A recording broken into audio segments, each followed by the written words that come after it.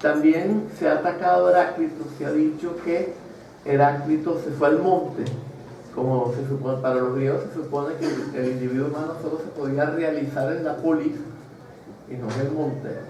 Entonces, como se fue al monte, ya era un bicho raro y que comía solo hierbas, y que entonces le dio hidropesía y se metió en un establo y se cubrió de bosta de vaca para curarse la hidropesía. O sea, lo querían pintar como un loco, igual que a Pirrón de Elis lo pintaron como un loco, Aristóteles lo pinta como un loco, etc.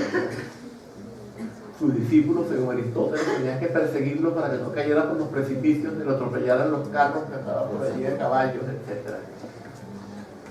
Bien. Es interesante que los shramanas, que hoy en día se piensa, por lo menos en este libro Greek Buddha, él piensa que los shramanas son todos budistas, en distinción a lo que se pensaba antes, que había distintos tipos de shramanas, incluyendo unos jainas.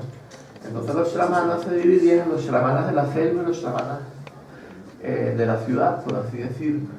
Y los shramanas de la selva comían solo hierba, o sea que incluso no tendría por qué haber sido un insulto a Heráclito, una manera de desestimar su filosofía, que él de verdad hubiera andado por el monte comiendo hierba, ¿no? Bien. En todo caso, esto debe ser no más que una fábula. Esta tradición se contrapondría a otra tradición, que es la tradición de origen órfico. Esta no nos va a dar tiempo de tratarla acá. Si yo vuelvo a México y si se tiene la buena voluntad de hacerme otra invitación para que venga a la facultad, entonces daré la segunda parte, que sería sobre la tradición que yo considero órfica, que comienza con los pitagóricos, que consideran que hay un alma y un cuerpo, aunque se considera que el alma es material, el alma se corrompe cuando entra en el cuerpo, se contamina, y entonces hay que purificarla. Toda esa es la tradición órfica. En el orfismo era a través de los misterios que se purificaba el alma. En Pitágoras, en el pitagorismo, es a través de las matemáticas, la música, etc. Después Platón sería para, bueno, los primero que nada, los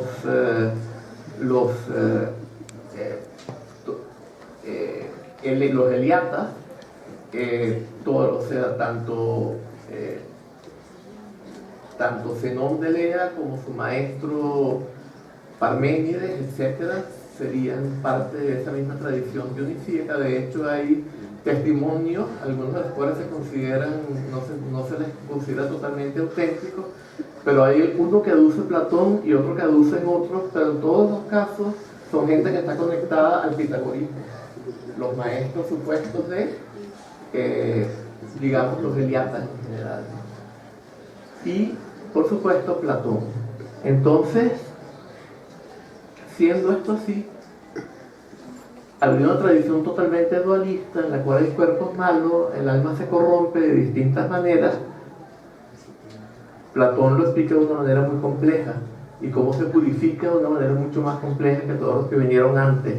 Y la otra es una de comunión en la cual no hay dualismo, no hay distinción entre alma y cuerpo. El cuerpo no es malo, el cuerpo no contamina el alma, el cuerpo puede ser el vehículo para descubrir el alma universal, que es el principio cognitivo de todo el universo. En mi interpretación, esto es el logos de Heráclito. Esto no es otra cosa que el famoso logos de Heráclito. Bien, entonces,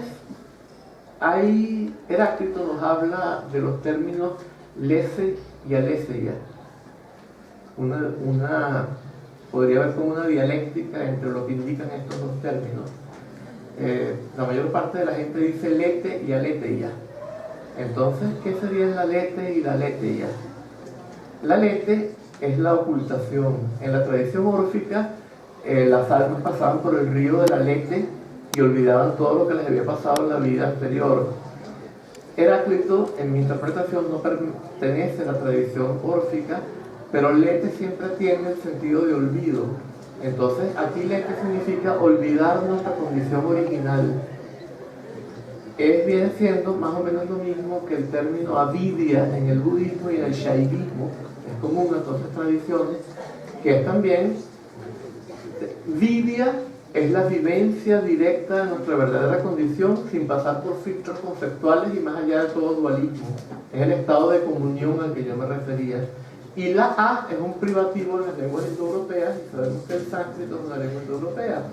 Entonces, avidya es la negación de vidya y significa olvido u ocultación de esa vidya, de esa captación directa de nuestra verdadera condición.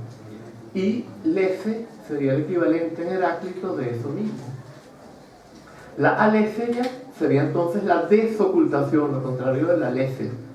Esto por supuesto que es totalmente contrario a la mayor parte de las interpretaciones de la lese y la aletheia en Heráclito, incluyendo la de Heidegger, que mucha gente la respetó tanto, por ejemplo la del parágrafo 42d en Ser y Tiempo, que le da dos interpretaciones diferentes que no tenemos tiempo de discutir acá, y la que luego desarrolla en el texto de 1940 o 42 llamado Aletheia también, en la cual, bueno, el fuego, ahí toda esta cuestión de el sol amaneciendo que nunca, bueno, no nos da tiempo meternos en eso, ¿no? Lo importante es que en el parágrafo 2 de K, o sea, dice, aunque el logos, en este caso yo lo interpreto como la inteligencia y la capacidad cognitiva universal, constituye la naturaleza única y común de todos los intelectos, la mayoría de los seres humanos vive como si tuviera su propio intelecto separado y particular. ¿Qué significa este parágrafo 2 según Diels Krantz? Significa lo siguiente, entonces. Hay una única capacidad cognitiva universal. No es que cada uno tiene un alma individual separada, diferente de la physis o del todo, sino que la physis tiene una capacidad cognitiva que es el logos, y una inteligencia que le permite autoordenarse de una manera que no es digital, no es una razón digital como lo es en parte o en gran parte o casi absolutamente en la razón hegeliana. Hegel cree que el logos de Heráclito es el mismo logos de él. No estoy en absoluto de acuerdo, ¿no? Para mí el logos de Heráclito es una razón no digital que todo lo ordena, pero sin intencionalidad, sin dualismo, no pasa, no es una oscilación entre extremos con negación, es más una razón analógica que carece de negativo.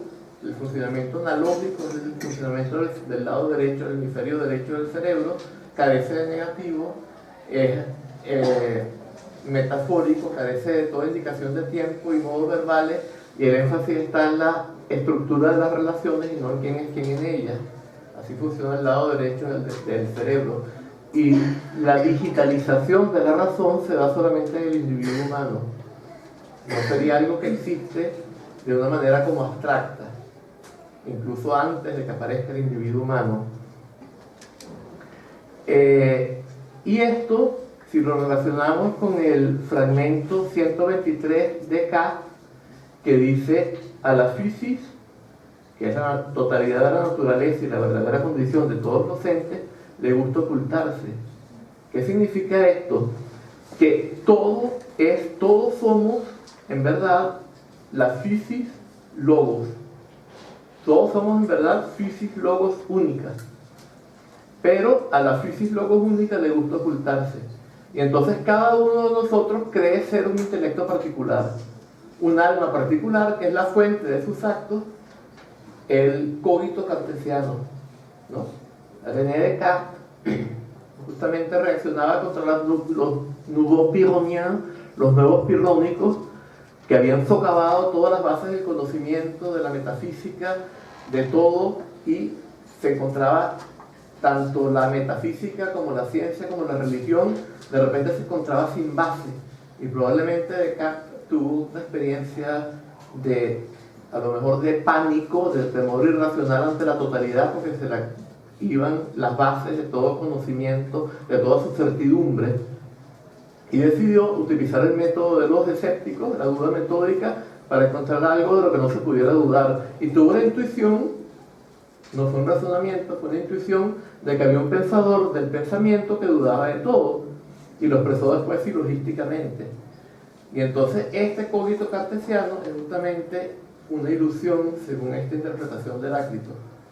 O sea, es el logos, ¿verdad?, universal, esa capacidad cognitiva universal, la que funciona a través de todos los intelectos. Y cuando se cree, como se creyó Descartes, un cogito que es la fuente de su pensamiento y un receptor separado de sus percepciones, está en el error. Esa es la lese.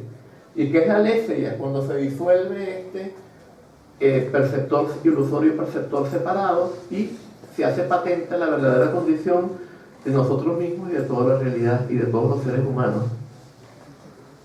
Entonces,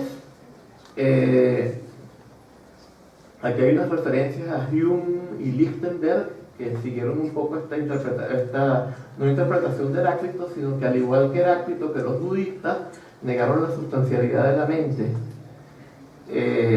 Luego tenemos el fragmento 89 de Krantz, que nos dice que, aunque para los despiertos hay un mundo único y común, cada uno de los dormidos se aparta hacia el suyo particular. ¿Qué significa esto?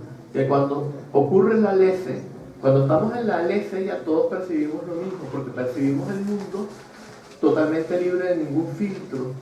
En cambio, una vez que surge la lese, empiezan distintos filtros separados, cada uno tiene un filtro según una civilización diferente, según la educación de su familia diferente, y lo empieza a percibir de una manera distinta.